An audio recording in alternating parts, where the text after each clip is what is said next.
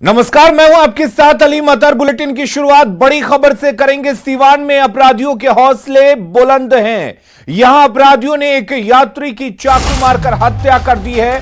आशंका जताई जा रही है कि लूट का विरोध करने पर अपराधियों ने उसे चाकू मारा है। घटना सीवान स्टेशन के पास चिकटोली मोड़ की है।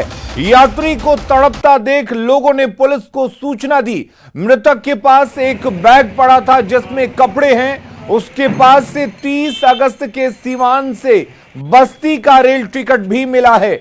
यात्री के टिकट पर एक लड़की का भी नाम है, लेकिन वो लड़की घटनास्थल पर नहीं दिखी।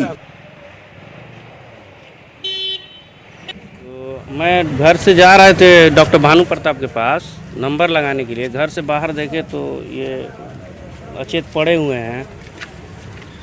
हम पता किए, लोग बताएं कि 4-5 लोग थे। चोरी के नियत से, छीनने की नियत से इनको चाकू मार दिया गया है। ठीक है, और उसके बाद से हम ही थाना को सूचित किए हैं। और मृत्युंजय हमारे साथ जुड़े हुए इस खबर पर ज्यादा जानकारी के साथ। मृत्युंजय, पूरी घटना क्या है? पुलिस क्या कह रही है? क्या पुलिस का खौफ अपराधियों में नहीं है? जी देखिए, पूरा मामला नगर थाना क्षेत्र के चिकटोली पे है, जहाँ पे यात्री को चाकू से हमला कर दिया गया, जिससे हत्या हो गई है। और लगातार जिस तरह से अपराधी का हौसला सीवान में बुलंद है, कहीं न कहीं सीवान प्रशासन में एक सवाल खड़ा हो रहा है। और वहाँ से स्थानीय लोग, उनका भी आरोप है कि ये यात्री सड़क पे तड़प रहा था।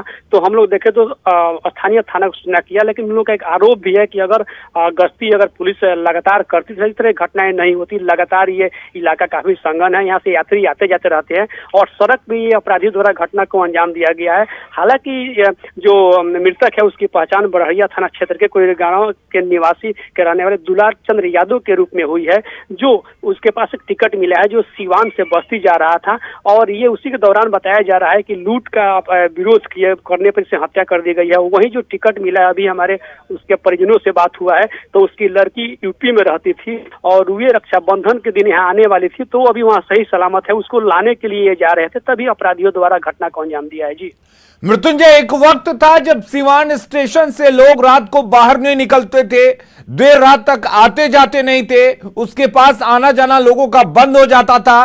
क्या एक बार फिर से माना जाए कि वही वक्त लौट रहा है जो यात्रियों के साथ लूटपाट की घटना हो रही है, उनका खून कर दिया जा रहा है? जी, आपने सही कहा। जिस तरह से ये घटनाएं हुई हैं तो कहीं न कहीं एक पुलिस प्रशासन पर सवाल खड़ा हो रहा है कि आखिर इस तरह की घटना को अंजाम दिया गया, और वो भी ये जो ट्रेन पकड़ने जा रहा था यात्री, अहले सुबह की घटना है। तो कहीं न कहीं एक पुलिस प्रशासन पर सवाल खड़ा हो रहा है कि आखिर उस समय गश्ती दल कहाँ था, क्यों नहीं गश्ती दल अगर रहती तो वहाँ उसकी जान बचाई जा सकती थी। और स्थानीय लोगों का यह भी आक्रोश है, यही कारण है अलीम कि वहाँ के स्थानीय लोग आक्रोशित है। जैसे कि वहाँ के स्थानीय लोगों से भी हमारी बात हुई, उनका कहना है कि आए दिन इस तरह की घटनाएं होती है। चलिए, बिल्कुल, आए दिन इस तरह की घटना होती हैं और यही वजह है कि पुलिस प्रशासन पर सवाल उठ रहे हैं। बहुत बहुत शुक्रिया आपका। और अब बात करते हैं पानी से परेशानी की। तो बगहा में तिरहुत नहर का गाइड बांध टूट गया है, जिससे नहर का पानी गांव में घुस गया है। बताया जा रहा है कि रात के करीब 2 बजे नहर का बांध टूटा। बांध का पानी बांस गांव में घुस गया है। मौके पर प्रशासन की टीम राहत और बचाव का काम कर रही है। फिलहाल तिरहुत नहर में पानी का बहाव बंद है। और मुन्ना हमारे साथ जुड़े हुए हैं बगहा से, हमारे संवाददाता। मुन्ना, क्या वजह है कि बांध टूटा है? क्या पहले से तैयारी नहीं की गई थी? और कितनी तबाही हुई है इस गाइड बांध के टूटने से? ये तिरहुत नहर का एक किनारा है और ये अचानक नहर के बांध में दरार आता है और बांध टूट जाता है। उसके बाद सूचना के बाद से ही लगातार प्रशासनिक टीम वहां पहुंच गई है। जल संसाधन विभाग की टीम नहर के टूटे हुए बांध को दुरुस्त करने के लिए अपना काम भी शुरू कर दिया है और नहर में पानी के बहाव को रोक दिया गया है, जिसके बाद वहां राहत मिल गई है। लेकिन जो नहर का पानी गांव में घुसकर जो तबाही मचा चुका है, कई घरों में पानी घुस गया था, जिसको लेकर अंचलाधिकारी के नेतृत्व में एक टीम को भी भेजा जा रहा है जो हुए नुकसान का आकलन करेगा। लेकिन फिलहाल का अपडेट यही है कि वहां जल संसाधन विभाग की टीम पहुंच गई है। नहर में पानी के बहाव को रोक दिया गया और टूटे हुए बांध को दुरुस्त करने की कवायद चल रही है। जी, कितना वक्त लगेगा इस बांध को दुरुस्त करने में? और बाकी जगह पर इस तरह से बांध ना टूटे, क्या इसको लेकर पुख्ता व्यवस्था है? लगातार सिंचाई विभाग बाढ़ पूर्व तैयारियों में अपने बांधों का निरीक्षण करते रहा है, लेकिन एक सिंचाई विभाग की बड़ी लापरवाही कही जाएगी कि लगातार नहरों का निरीक्षण होता है और बरसात पूर्व जहां भी रैनकट या अन्य जहां बांध कमजोर होते हैं उस बांधने की जिम्मेवारी सिंचाई विभाग की होती है। लेकिन तमाम कवायदों के बीच यहाँ बांध निश्चित तौर पर कमजोर रहा होगा, जिसके कारण पानी के दबाव को नहीं झेल सका है। लेकिन बिल्कुल, और शायद यही वजह है मुन्ना कि ये बांध यहाँ पर टूटा है और लोगों के घरों में पानी घुस गया। बहुत बहुत शुक्रिया आपका। और बड़ी खबर एक बगहा से है, जहां जल स्तर में अचानक वृद्धि के बाद मसान नदी में फंसे सभी लोगों का सुरक्षित रेस्क्यू किया गया। 28 लोगों को प्रशासन ने रेस्क्यू कर उनके घर भेज दिया। एनडीआरएफ के जवानों ने कड़ी मेहनत कर इन्हें रेस्क्यू किया। बीती देर रात तक एसडीएम शेखर आनंद के नेतृत्व में रेस्क्यू ऑपरेशन चलता रहा। आपको बता दें कि रामनगर के पथरी में मसान पार कर खेती और मवेशी चराने गए लोग फंस गए थे। हम लोग तो भैंस खोले 1 बजे के करीब में घर से आए। इसके बाद 2-3 बजे यहाँ पे भैंस चरा रहे थे मसान में। एक बाइक पानी आ गया और हम लोग 28 आदमी घेरा गए। यहाँ तक पानी आ गया छाती तक। उसके बाद इंडिया की टीम आई तो हम लोग का निकाली। मसान नदी में पथरी ग्राम के कुछ ग्रामीण मवेशी चराने के लिए आए हुए थे। नदी के अंदर चले गए थे, तब तक अचानक नदी में पानी आ गई, सभी लोग घिर गए। एसडीएम सर को सूचना दिया गया। एसडीएम सर एनडीआरएफ को बोले। बगहा से एनडीआरएफ की टीम आई। प्रखंड विकास पदाधिकारी रामनगर, अंचल अधिकारी रामनगर और एनडीआरएफ टीम के साथ हम लोग सभी लोगों को रेस्क्यू कर लिया और सुरक्षित बाहर निकाल लिए। सभी लोग अपने अपने घर चले गए। बाढ़ के मोकामा टाल क्षेत्र के घोसवरी में भी बाढ़ का असर देखा जा रहा है। प्रखंड की 4 पंचायतों पर बाढ़ का कहर टूटा है। बाढ़ के पानी में कई झोपड़ियां जलमग्न हो गई हैं। लोगों ने स्कूलों में शरण ले रखी है, वहां भी पानी जमा हुआ है। प्रखंड मुख्यालय से गांव का संपर्क टूट चुका है।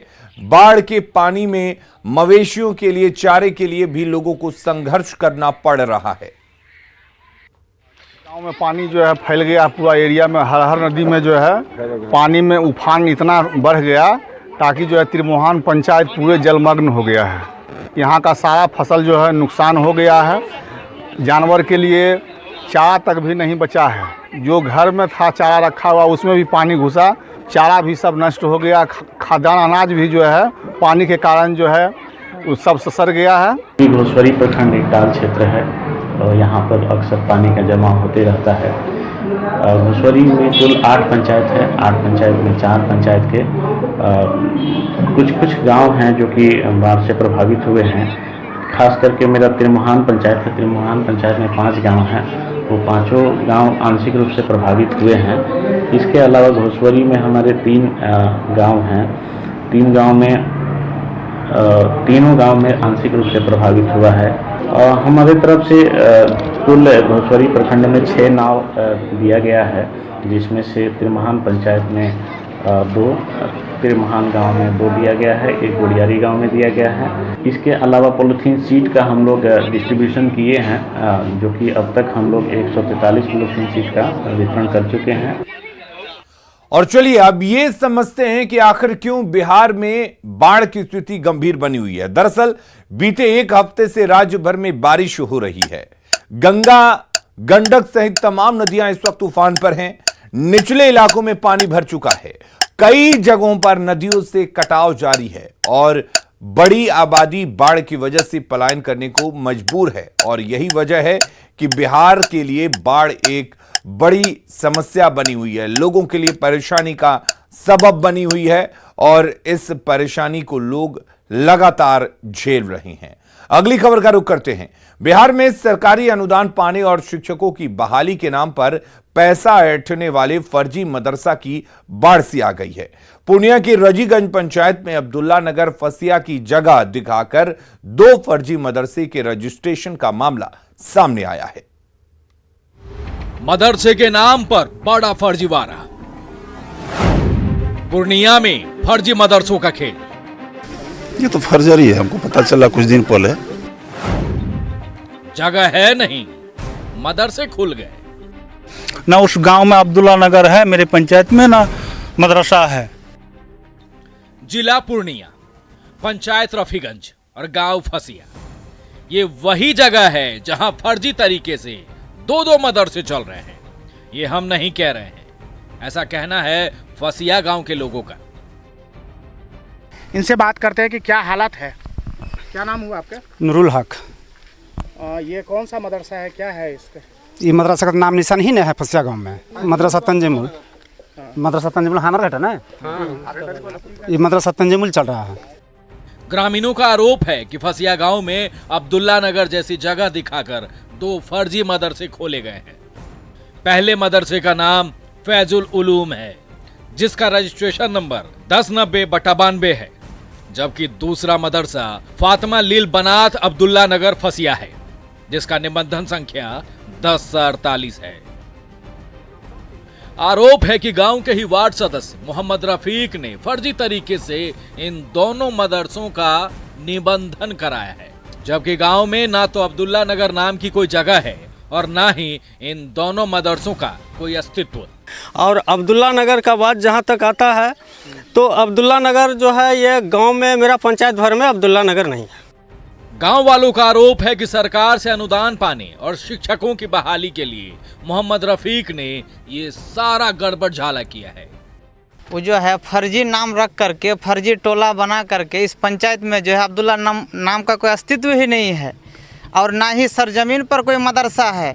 ये फर्जी तरीके से अपने ही परिवार के लोगों को जो है सरकारी अनुदान लेने के लिए और शिक्षक में बहाल करने के लिए इसका जो है प्रक्रिया कर रहा है। आरोप है कि मोहम्मद रफीक जिस मस्जिद में कुछ बच्चों को ट्यूशन पढ़ाता है, उसी को उसने मदरसा बताकर फायदा उठाने की कोशिश की है। इस बड़े फर्जीवाड़ा के खिलाफ फसिया गांव के लोगों ने डीएम को आवेदन दिया है और जांच की मांग की है। डीएम को यही कह के आवेदन दिए हैं कि फसिया में अब्दुल्ला नगर कह करके एक मदरसा का रजिस्ट्रेशन कर लिया गया, गलत तरीके से रजिस्ट्रेशन कर लिया गया है। इसीलिए हम आवेदन दिए डीएम को कि इसको जांच किया जाए।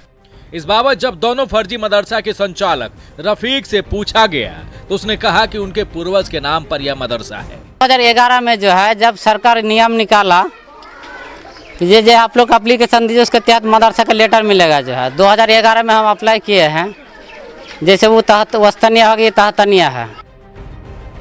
सरकार से अनुदान पाने के लिए सिर्फ फसिया में ही नहीं, पूरे राज्य में फर्जी मदरसों का खेल चल रहा है। जरूरत है जांच कर इस तरह का फर्जीवाड़ा करने वालों पर कार्रवाई करने की। न्यूज़ 18 के लिए पूर्णिया से कुमार प्रवीण की रिपोर्ट। और अब ये समझते हैं कि आखिर क्यों फर्जी मदरसों का रजिस्ट्रेशन कराया जा रहा है। दरअसल सीमांचल में बड़ी आबादी मुसलमानों की है। शिक्षा के नाम पर सरकार से पैसे ऐंठने का यह हथकंडा अपनाया जा रहा है। कई इलाकों में मदरसों की फर्जी रजिस्ट्रेशन कराए जा रहे हैं, जिससे कि उनको अनुदान मिल सके, पैसे मिल सके, और कागज पर मदरसा दिखाकर यह अनुदान लेने की कोशिश की जा रही है। सरकारी जांच में सुस्ती का फायदा उठा रहे हैं जालसाज, यानी कि अगर सरकारी जांच हो तो ये तमाम जालसाज सामने आएंगे। और बड़ी खबर का रुख कर लेते हैं दुमका से। बड़ी खबर है, दुमका के महलिया थाना क्षेत्र में नाबालिग से गैंग रेप हुई है। नाबालिग से 10 लड़कों ने गैंग रेप किया है। पीड़ित को आरोपियों ने जान से मारने की धमकी दी है। मेला देखकर घर लौटने के दौरान गैंग रेप की इस घटना को अंजाम दिया गया है। 10 दिन पहले की यह घटना बताई जा रही है। हालत बिगड़ने पर परिजनों को जानकारी मिली है।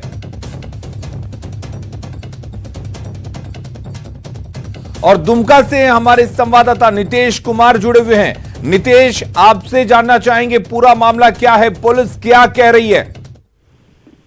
देखिए, ये घटना 10 दिन पहले की बताई जा रही है। ये जिले के मसलिया थाना क्षेत्र का मामला है और 14 साल की किशोरी के साथ 9-10 लड़कों ने दुष्कर्म की घटना को अंजाम दिया। आपको बता दें कि जब देर शाम किशोरी अपने सहेली के साथ मेला घूमने के लिए गई हुई थी, वहां से लौट रही थी, अपने घर की ओर जा रही थी, वहीं घात लगाए 9-10 लड़कों ने किशोरी को देर रात पकड़ लिया और उसके साथ खुले मैदान में जाकर बारी बारी से दुष्कर्म की घटना को अंजाम दिया है। और इस मामले में पुलिस छानबीन में जुट गई है और देखने वाली बात है कि कब तक इन सभी की गिरफ्तारी हो सकती है। जी, क्या सभी 10 जो लड़के हैं, युवक हैं, उनकी पहचान हो गई है। आपको बता दें कि जो पीड़िता ने आवेदन दिया उसमें साफ तौर पे मात्र 5 लोगों के नाम बताया है और अन्य की पहचान उनको नहीं हो पाई है। फिलहाल पुलिस इस मामले में जुटकर और मामले की तफ्तीश कर रही है। जी चलिए, बहुत बहुत शुक्रिया आपका तमाम जानकारी देने के लिए नितेश। तो 10 दिन पहले 10 लड़के, एक लड़की जब मेला देखकर आ रही थी उसे पकड़ लेते हैं और उसके साथ बारी बारी से गैंग रेप की घटना को अंजाम देते हैं। 5 लोगों की पहचान कर ली गई है, लेकिन अभी तक किसी की गिरफ्तारी नहीं हुई है। पलामू और चतरा पुलिस की संयुक्त छापेमारी अभियान के दौरान पुलिस और नक्सलियों के बीच भीषण मुठभेड़ हुई है। पुलिस को सर्च ऑपरेशन में हथियारों का जखीरा मिला है, जिसमें कई खतरनाक हथियार शामिल हैं। ये मुठभेड़ पलामू के मनातू थाना क्षेत्र के केदल और चतरा के कुंडा थाना क्षेत्र के इलाके में हुई। पुलिस को जिंदा कारतूस से लेकर ऑटोमेटिक राइफल तक मिली है। वहीं वायरलेस सेट और इलेक्ट्रॉनिक डिवाइस भी मिले हैं। फिलहाल इलाके में सर्च ऑपरेशन जारी है, जिसमें पलामू और चतरा दोनों जिले की पुलिस जुटी हुई है। इस बीच ये जानकारी मिल रही है कि नक्सली किसी बड़ी घटना को अंजाम देने के लिए इकट्ठा हुए थे, मगर पुलिस की छापेमारी के कारण इनकी योजना पर पानी फिर गया। पुलिस के मुताबिक जरूरत पड़ने पर और अधिक जवानों को ऑपरेशन में लगाया जा सकता है।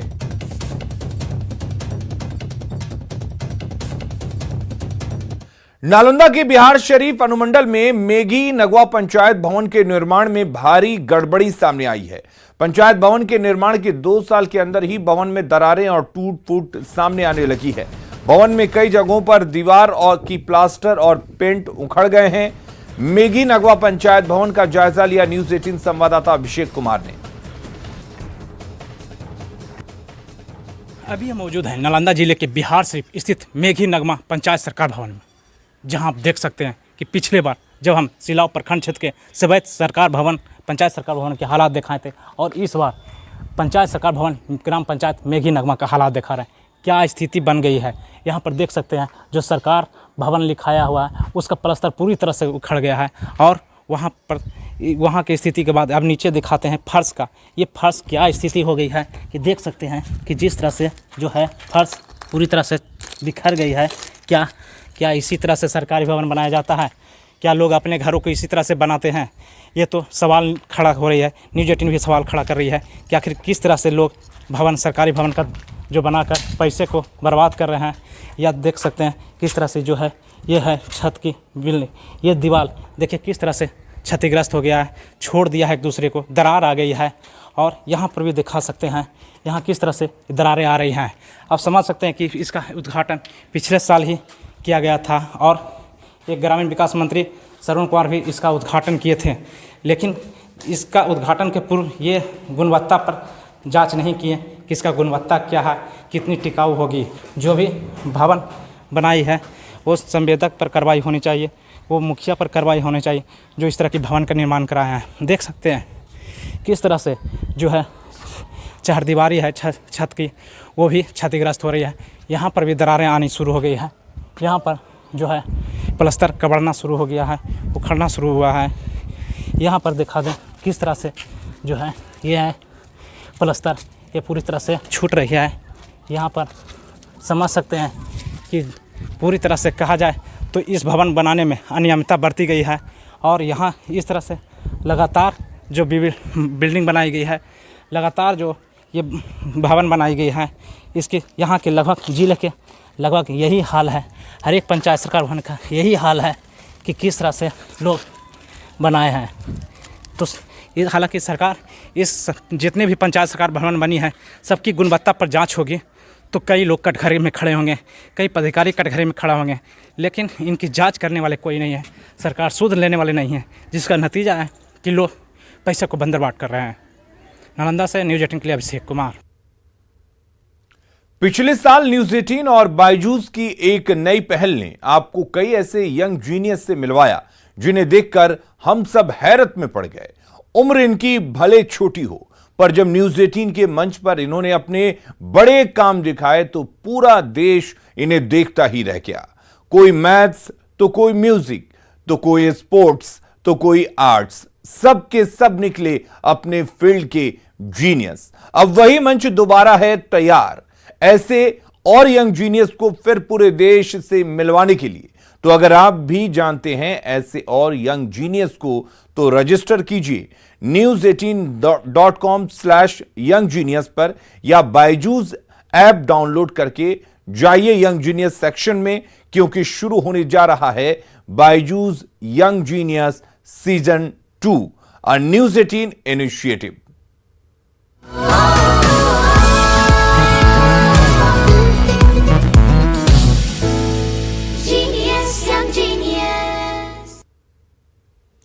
खबरें लगातार जारी हैं, आप बने रहिए न्यूज़ 18 बिहार झारखंड के साथ।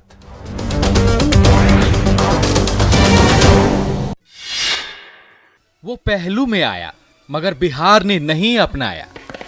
आते जाते पहलू में आया कोई, आते जाते पहलू में आया कोई। कविराज के प्यार को क्यों नहीं समझ पाया बिहार।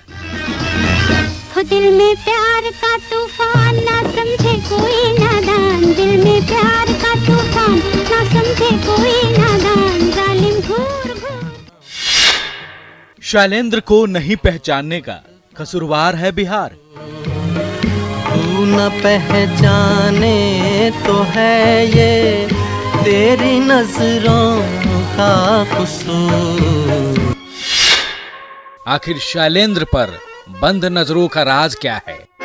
दिल की नजर से, नजरों की दिल से, ये बात क्या है, ये राज क्या है, कोई हमें बता दे।